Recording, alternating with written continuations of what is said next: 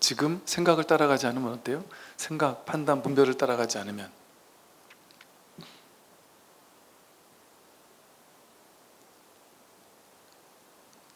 이렇게 살아있죠.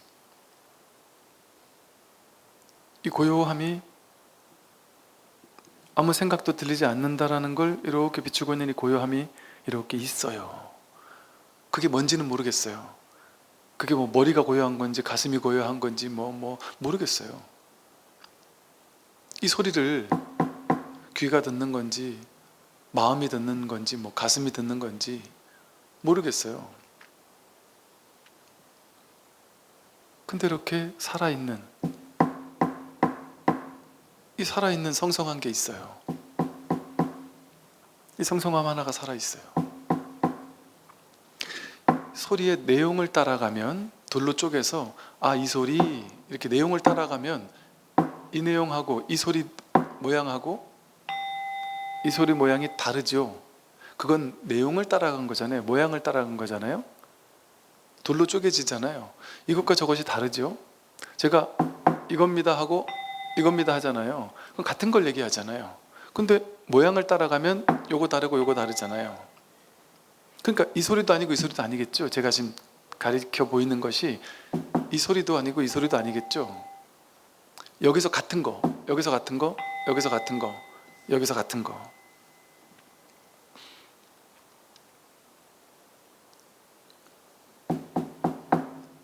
이 소리랑은 상관없는 거.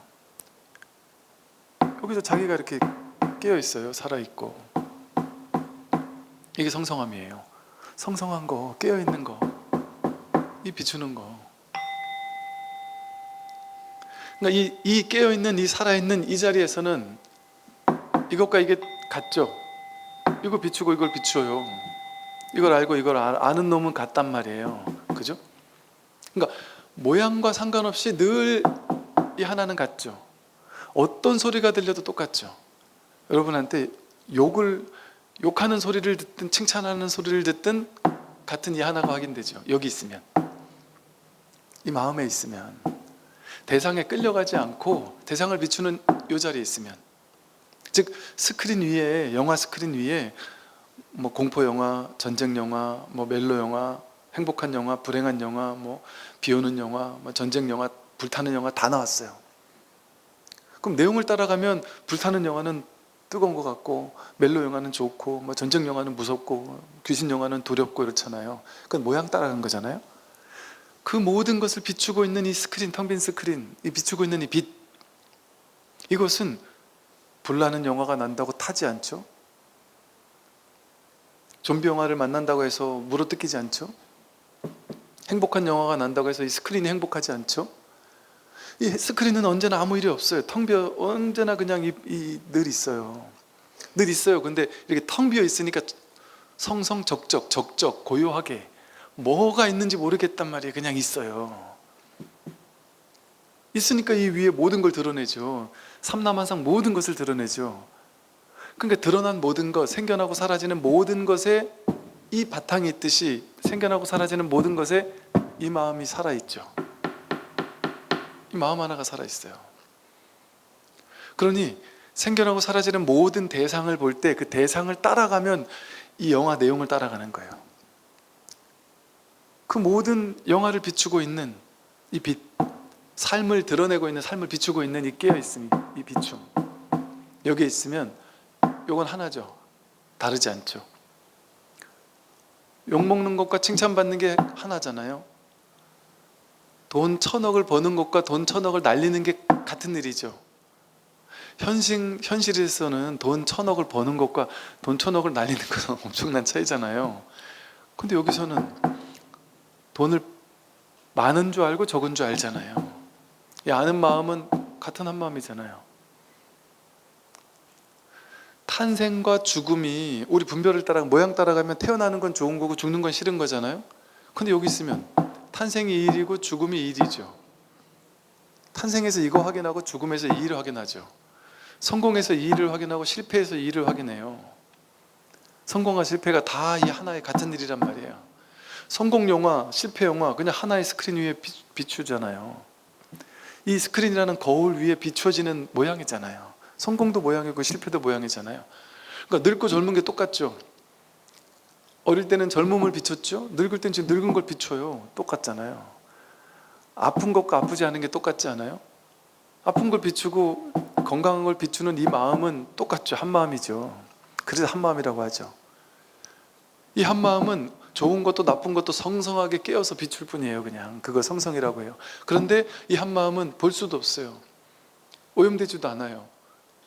그 어떤 내용물에 오염되지 않아요. 고요해요. 항상 텅 빈 스크린처럼 있는지 없는지도 모르겠어요. 말 그대로 텅 비었다 할 만큼. 그래서 적적이라고 해요. 고요하단 말이에요. 성성적적.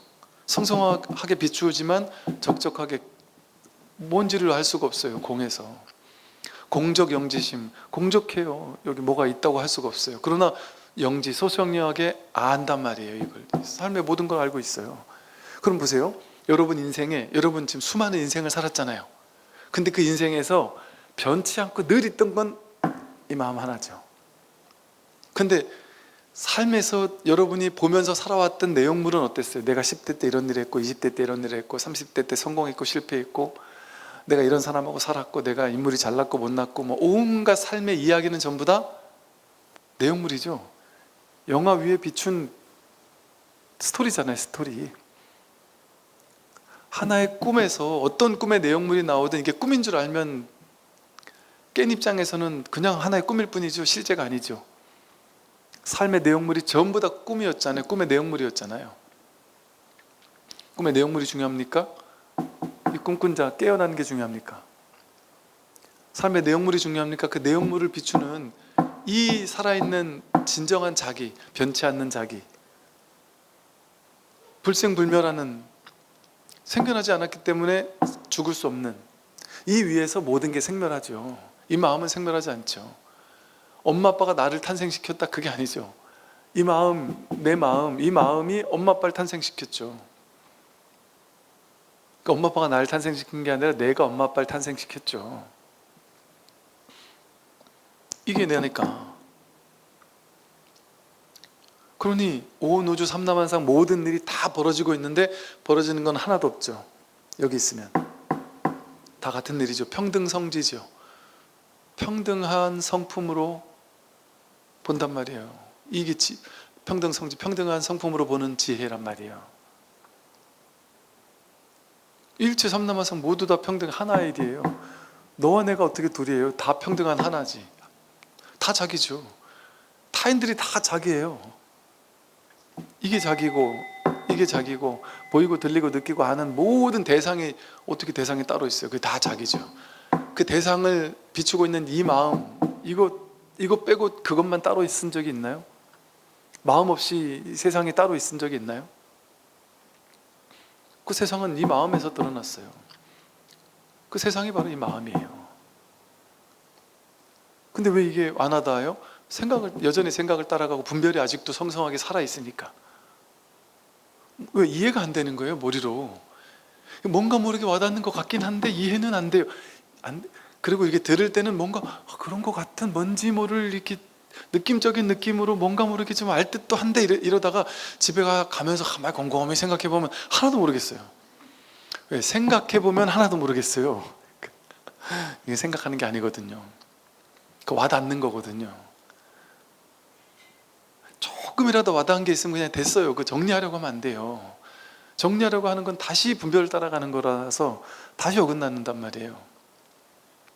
그 이 마음 하나, 이게 성성하되 망념이 없는, 망념 있으면 이 성성하고 적적한 이게 드러나지 않죠.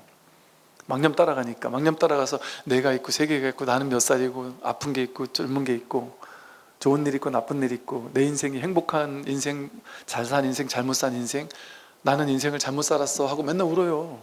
여기 안 있으니까. 내 자식을 잘못 키웠어 하고 뭐 울고, 내 자식이 저 효자가 아니에요 하고 괴로워해요. 효자가 이거고 불효자가 이건데 뭔 효자가 있고 불효자가 있어요. 다 같은 한 마음인데 일희일비하지 않죠. 희노애락이 전부 이 일이잖아요.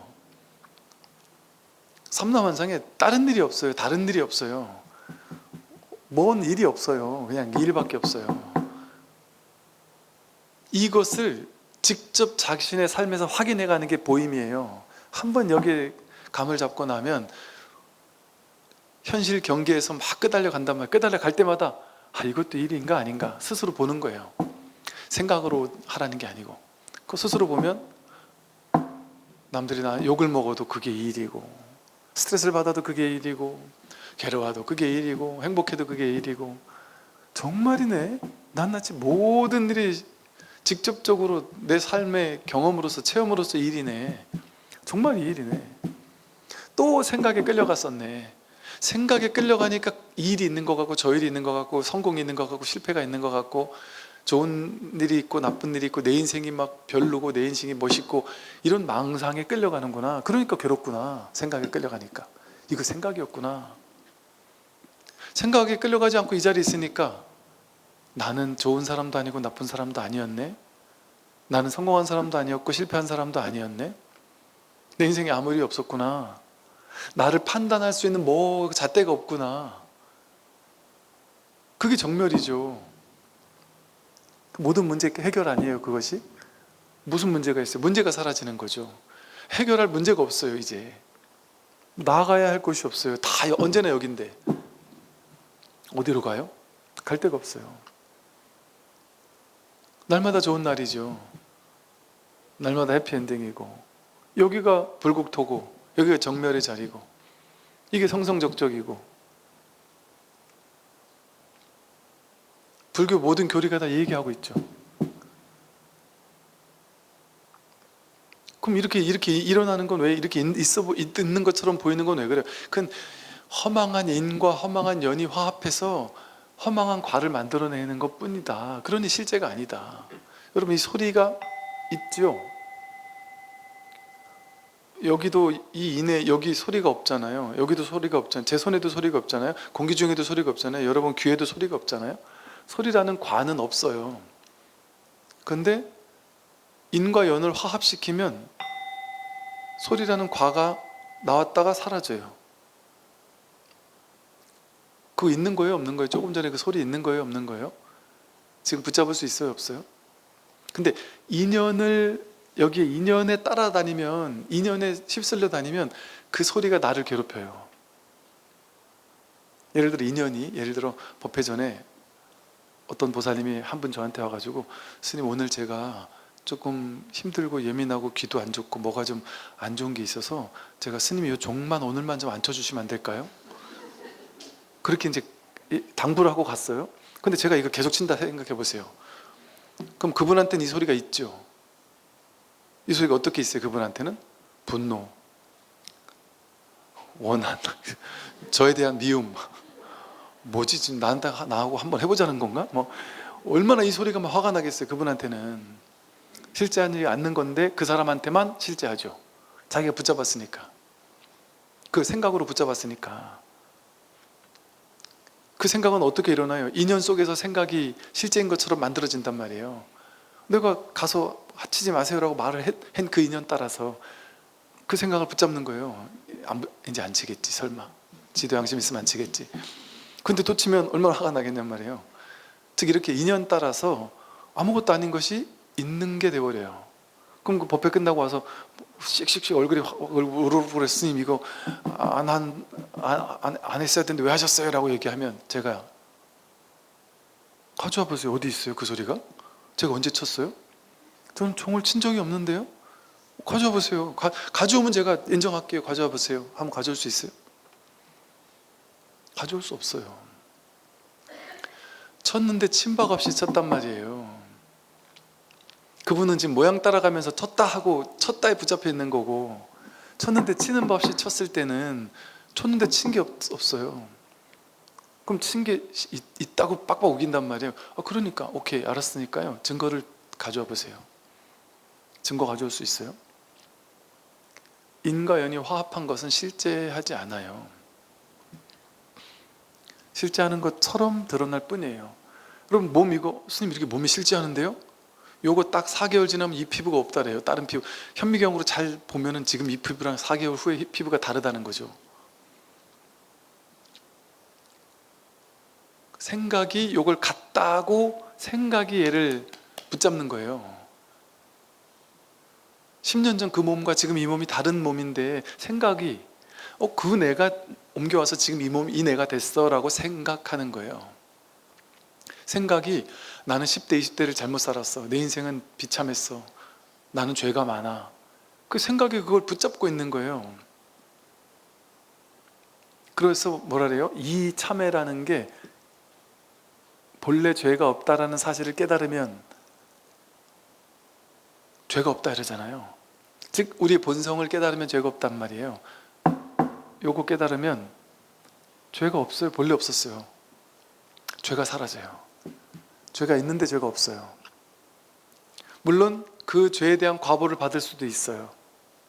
그러니까 사법계라는 현실에서는 죄도 있고 죄에 대한 과보도 있어요. 분명히. 그죠? 근데 이 법계에서는 죄를 저질렀을 때도 그 죄가 없고 과보를 받을 때도 그 받은 바가 없어요. 그래서 없다고 하는 거예요. 그러면 이제 사법계 현실 세계만 아는 사람 뭐라 그러겠어요? 조수님이 사기를 친다? 없다 해놓고 자기는 과보를 받지 않는다 해놓고 받아. 그러면 참 스님 없다면서요. 근데 왜 과보를 받으세요? 이렇게 얘기를 한단 말이에요. 그럼 받은 적이 없다고 얘기한단 말이에요. 받는 걸 내 눈으로 똑똑히 봤는데요. 받았지만 받은 게 없단 말이에요. 부처님한테 누가 욕을 해도 부처님은 욕을 안 먹는다면서요. 근데 부처님 욕 먹는 거 내가 봤거든요. 그 사람은 욕을 먹은 거예요. 그 사람은 지금까지 붙잡고 있잖아요. 부처님은 욕을 먹긴 먹었는데 욕을 먹은 적이 없단 말이에요. 부처님 욕을 안 먹었어요. 부처님 욕 먹을 때 그 욕을 먹은 게 아니고 그 비춤, 욕 먹을 때 그 소리의 비춤을 여기 있었어요. 그 욕 먹은 게 있어요. 그 일이 있지. 그럼 부처님은 이 일 속에 있었단 말이에요. 여기 이 자리에 있었단 말이에요. 법에 있었단 말이에요. 그거 욕이 없죠. 과보를 받아도 과보가 없죠. 배고픈 게 있는데 배고픈 일이 없어요. 그럼 배고프면 밥을 먹어요. 그러니까 뭐랄까 좀 이 법이 뭔지에 대해서 전혀 모르는 사람들이 요즘 보면 이제 막 유튜브가 되게 유명하잖아요. 그러니까 너도 나도 그냥 아무것도 모르는 사람들이 그냥 이게 약간 우리 옛날에 불교계에서 지적을 했었어요. 마음 산업이 앞으로 뜰 거다 이렇게. 지금 보니까 이 마음 산업이 엄청나게 뜨고 있어서 마음 얘기하면 이게 돈이 되는 줄 알아가지고 공부가 너무 미천한 사람들이 그냥 대충 자기 생각으로 공부를 막 해가지고 그걸 가지고 유튜브 콘텐츠를 만들어요. 성우들이 막 이렇게 말하게 해가지고 이렇게 막 만들어서 그 콘텐츠에다 그런 식으로 썼어요. 사람이 깨달은지 알려면 그 사람이 괴로움이 있는지를 보면 된다. 그러면 그 사람이 깨달은지 알아보려면 그 사람 앞에 가서 욕을 해라. 뺨을 한 대 때려라. 그 사람이 아프다라면 그건 깨달은 거 아니다. 괴롭다라면 그 사람 깨달은 거 아니다. 욕을 했는데 얼굴이 우락푸락하면 욕을 했는데 같이 욕을 한다. 그럼 100% 깨달은 거 아니다. 이런 식으로 누가 컨텐츠를 썼대요. 근데 저 어이가 없대요. 왜냐면 상식적으로 생각하면 괴로움이 없다 그랬잖아요. 불교 교리에서 괴로움이 없다 그랬잖아요. 그러니까 그 모양으로 그걸 공부한 거예요. 그러니까 깨달은 사람은 괴로움이 없다. 그걸 고지고대로 믿어버린 거예요. 괴로움이 있는데 괴로움이 없는 건 꿈에도 생각을 못하는 거예요. 그런 함이 없이 한다라는 이 중도를 전혀 이해를 못하는 거예요. 하면 하는 거고 말면 마는 거예요. 그 사람은 전혀 중도를 몰라요. 그러니까 머리로만 이해하는 거죠. 그러니까 그렇게 얘기를 한단 말이에요. 그거 들은 사람이 저한테 와서 이제 그럴 수도 있어요. 욕을 막 할 수도 있어요. 한번 저놈이 깨달았나 보려고. 그럼 제가 욕 먹고 가만히 있겠어요? 저한테 뺨을 한 대 때릴 수도 있어요. 그럼 제가 뺨 한 대 먹고 가만히 있겠어요? 어떻게 할지 모르겠지만 나름의 대응을 하겠죠. 그거 왜 대응을 안 해야 돼요? 대응하는 법 없이 대응을 한단 말이에요. 깨달은 사람이 바보가 되는 게 아니에요. 호구가 되는 게 아니에요.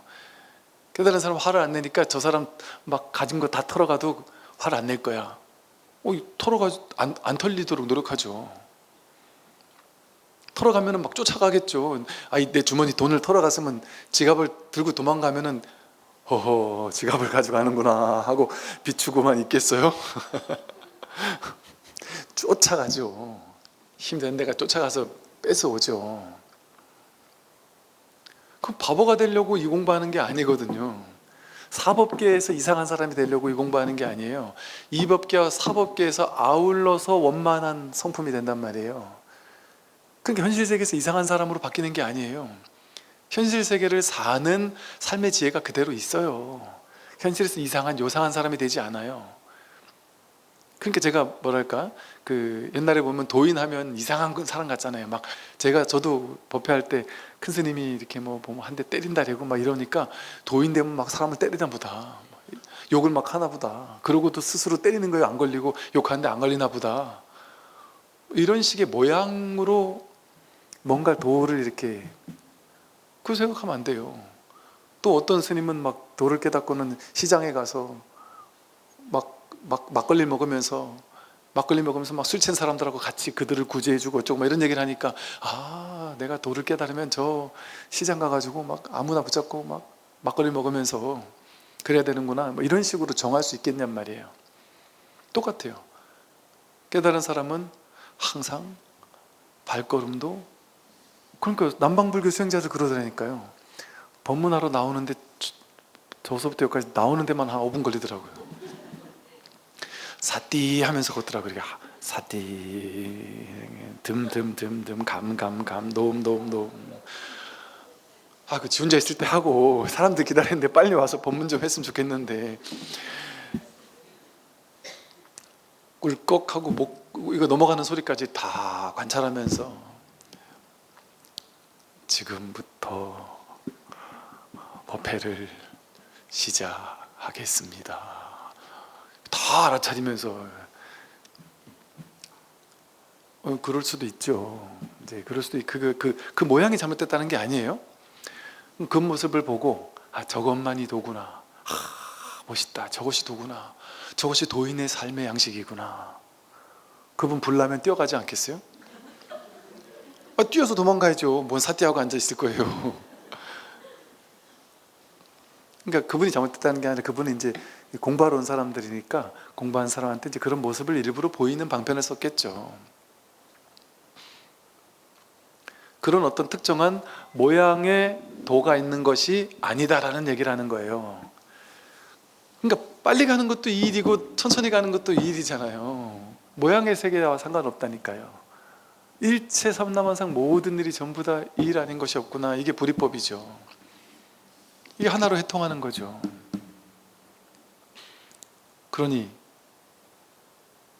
이 현실 세계가 우리가 생각하는 그런 현실 세계라는 자기 생각을 따라가니까 현실에서 온갖 것 할 게 많잖아요. 근데 그 생각을 따라가지 않으면, 지금 이 자리에 있으면 성성한데 망념이 없으면, 그 생각이 확실한지 않은 줄 알아서 생각을 따라가면 언제나 불안하고 불편하고 스트레스 받는 줄 알아서 생각이 아닐 때 당신은 누구인가?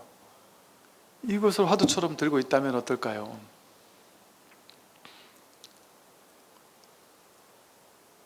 내가 무엇인지, 누구인지, 진리가 뭔지, 진실이 뭔지, 뭐가 뭔지 어떤 것도 하나도 붙잡고 있지 않아요. 한 물건도 붙잡고 있지 않아요. 그러나 이렇게 깨어 있어요. 이거 하나는 이거 어떻게 할 수 있어요? 이거 뭐 내가 어떻게 손 쓸 수 있어요? 듣지 말아 보세요. 이거 손 쓸 도리가 있어요? 그냥 이렇게 살아 있단 말이에요. 자기가 진실이 이렇게 드러나 있단 말이에요. 진실이 드러나 있어요. 이렇게 깨어 있고 이렇게 성성적적하고,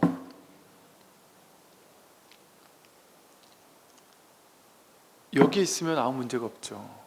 여기서 벗어나면 온갖 일이 다 있죠. 여기서 벗어나면 온갖 일이 다 있잖아요.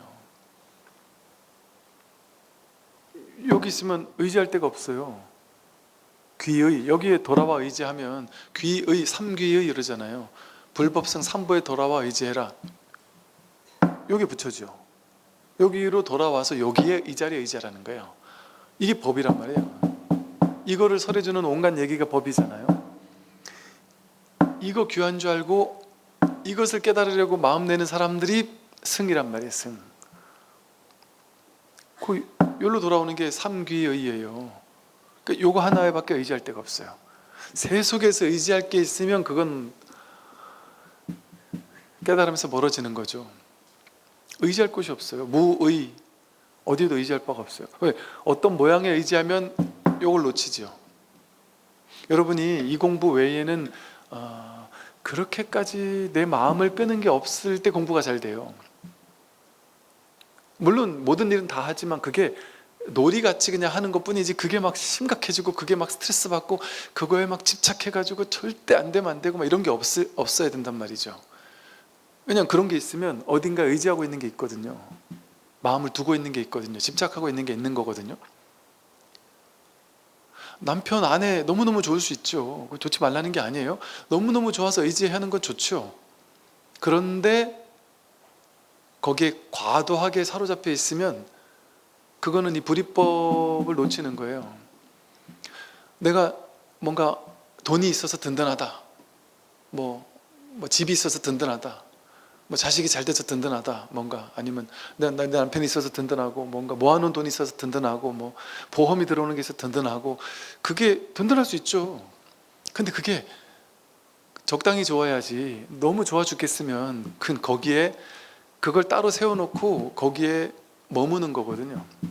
돈에 머물고, 명예에 머물고, 권력에 머물고, 지위에 머물고, 하고 싶은 일에 머물고, 건강에 머물고, 사람에게 머물고, 이 사람 저 사람에게 머물고, 의지할 바가 있는 거예요. 모양의 세계에 의지할 바가 있는 거예요. 모양의 세계에 의지할 바를 만들어 놓으면 그건 이 불이법 공부가 아니에요. 그게 출가 정신이에요. 출가는 몸으로 하는 게 출가가 아니에요. 여러분도 다 출가할 수 있다니까요. 회사 다니죠. 돈 벌지요. 남편하고 행복하게 살죠.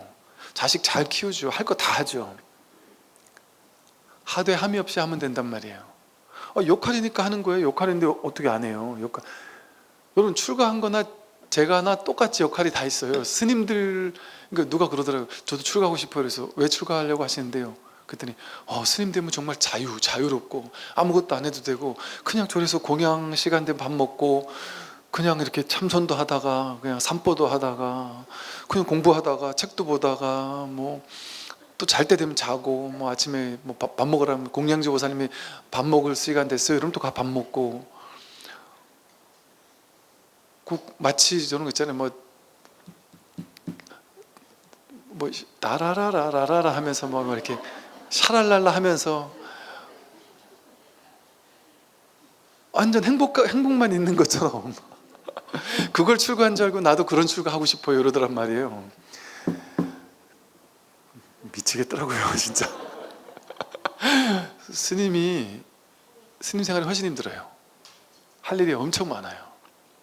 절이 생각보다 엄청 대부분 가난해요.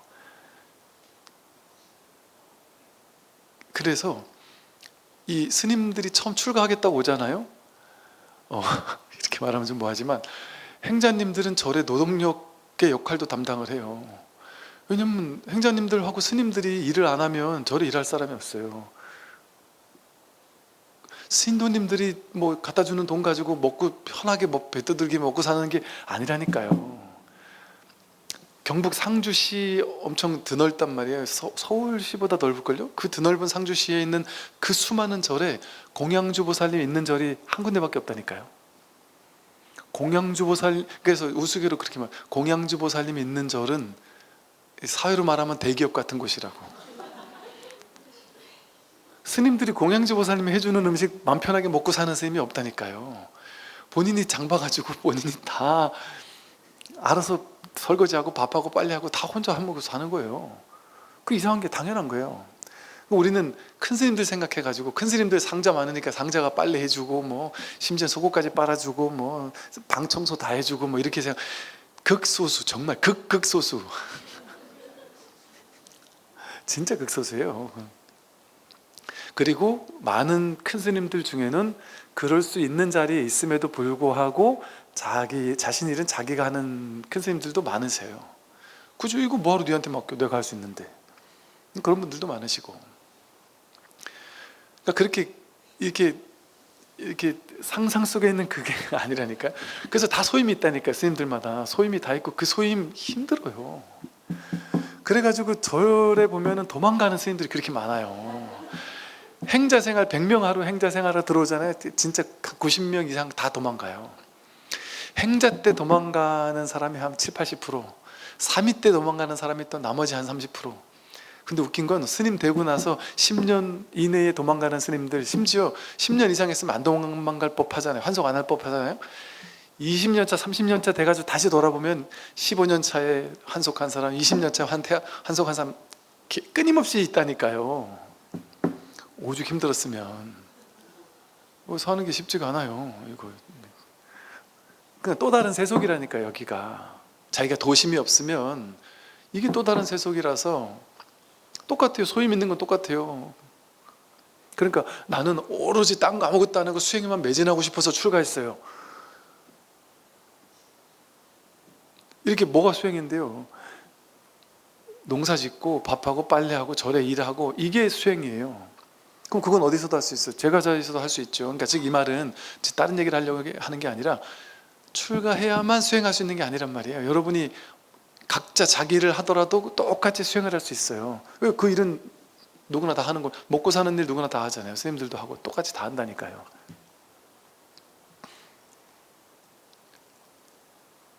그러나 이 현실에서 내가 그 모든 일을 다 하되 마음에서 거기에 대한 심각함, 무게감, 집착, 그게 없는 거예요.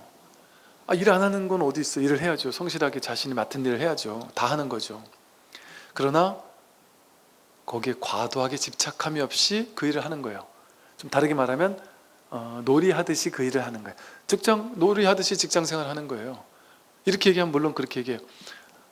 스님, 직장생활이 뭔지도 모르면서 그런 말 하지 마세요.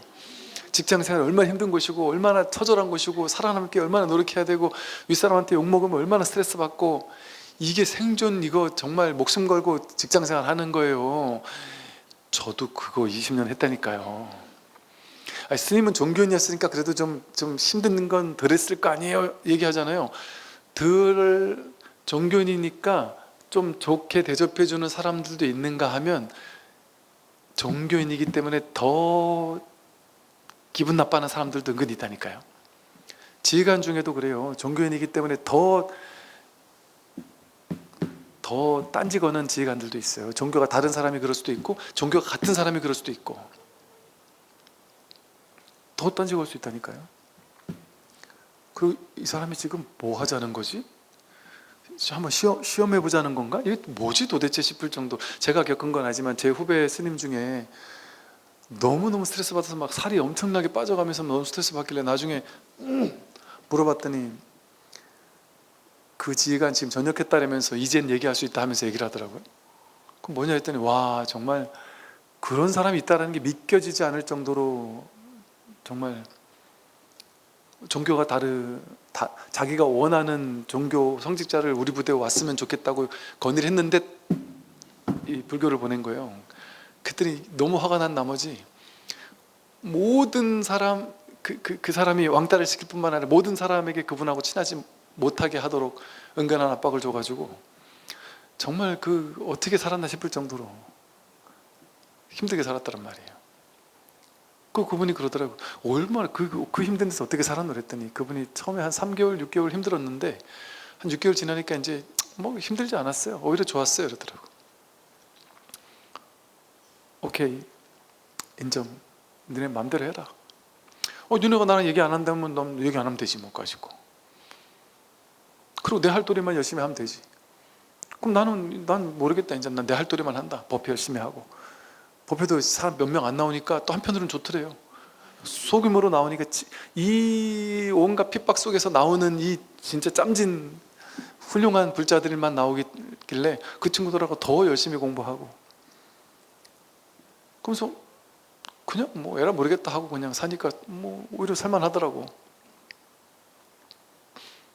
그런 이제 온갖 우여곡절을 겪는 거 안단 말이에요. 그럼에도 불구하고 그게 자기가 보세요. 자기가 그 직장에 과도한 집착과 미련이 있을 때 스트레스 받아요.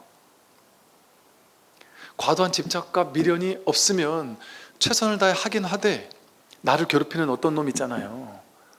그게 스트레스를 나를 괴롭히는데 100으로 나를 괴롭혀요. 근데 어떤 사람은 200, 300 괴로워요. 어떤 사람은 100으로 괴롭히는데 별 타격감이 별로 없는 사람이 있잖아요. 그런 사람 있지 않아요? 여차하면 나는 그만두면 돼, 까짓거. 그런 사람은 말도 더 잘해요.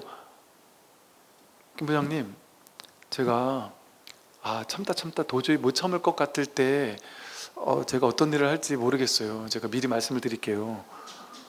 제가 너무 화가 나서 정말 죽을 것처럼 괴로워요. 그래서 조금 지금 이렇게 저를 혼내는 거를 강도를 좀 다운을 시켜 주시면 좋겠어요. 안 그러면 제가 어떻게 될지 저도 모르겠어요. 까짓거 그만두는 게 차라리 낫겠다 싶을 정도로 스트레스 받아서 도저히 못 참겠어요. 이 말을 못 해요. 이 사람한테 못 하잖아요. 그런데 죽는 게 나아요? 이 말하고 나가는 게 나아요? 이 말하고 나가는 게 나아요. 근데 이 말하고 나갈 수 없다라는 그 생각을 굳게 믿어요. 보세요. 직장 생활하다가 직장 상사한테 너무 쪼여가지고 나중에 극단적 선택을 했던 어떤 가장이 있었거든요. 그 가장은 그 직장 생활에서 나가면 이만큼 주는 이거의 반의 반도 안 준단 말이죠, 월급을. 그러니까 이 직장에서 나갈 수 없다라는 게 굳게 믿어진 거예요. 근데다가 이 직장에 어떤 일에서 버텨야 된다는 생각을 한 거예요. 그 틀린 말 아니잖아요, 그죠? 맞는 말인 거 알아요. 그런데 그 직장에 이 사람이 너무 스트레스를 줘가지고 죽을 것 같이 괴로운 거예요. 그래서 진짜 자살 시도를 했단 말이에요. 그러면 그 정도 힘들었으면 자살 시도를 할 게 아니고, 내가 자살해서 죽어도 어차피 내 자식, 아내가 돈이 없는 건 똑같잖아요. 내가 없으니까 더 힘들 거 아니에요. 근데 왜 그 선택을 할까요? 그 선택 안 하고 그냥 그만두는 선택을 하면 되죠.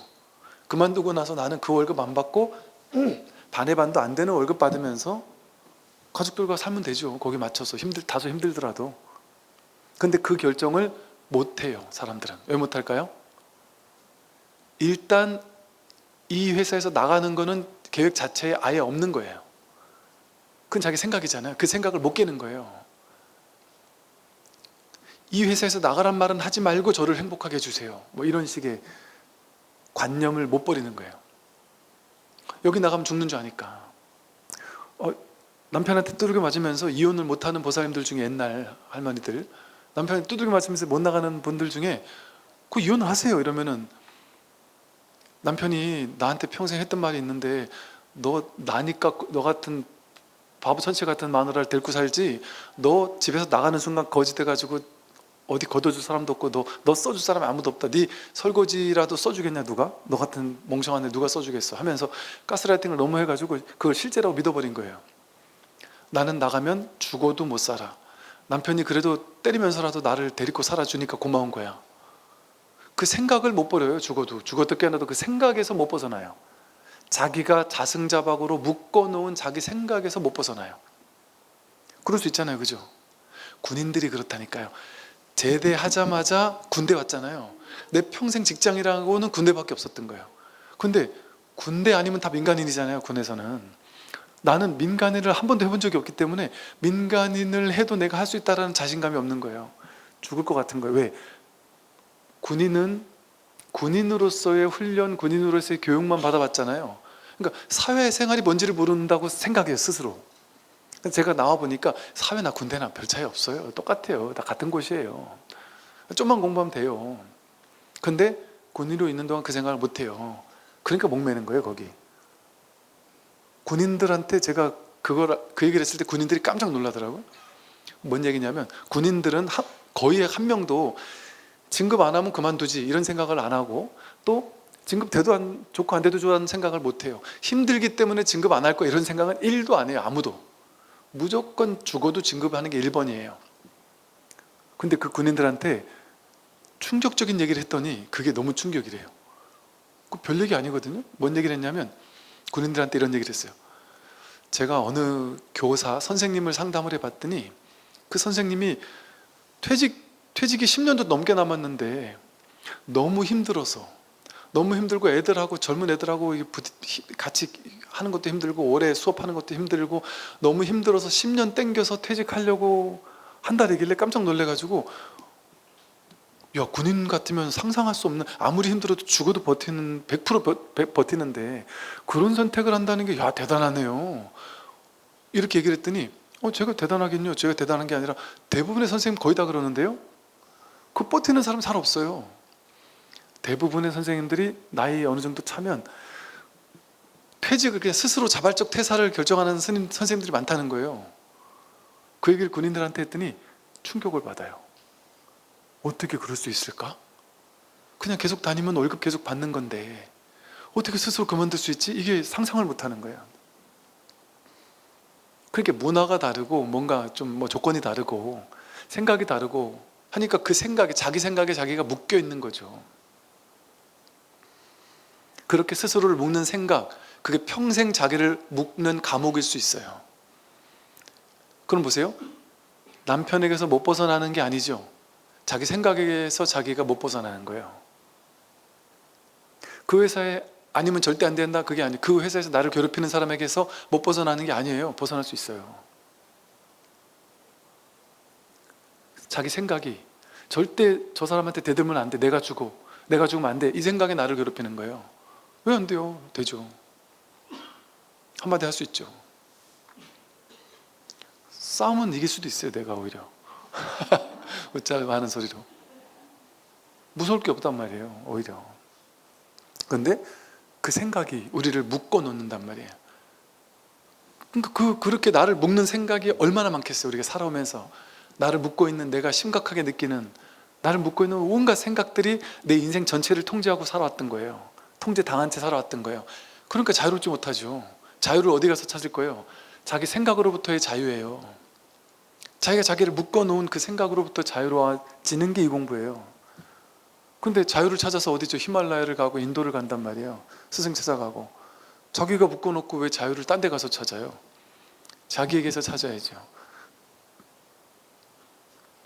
그 자기 생각, 분별, 망상으로부터 자유, 그게 바로 이 성성적적의 본래 있는 자유예요. 오늘 여기까지 말씀드리겠습니다. 수고하십시오.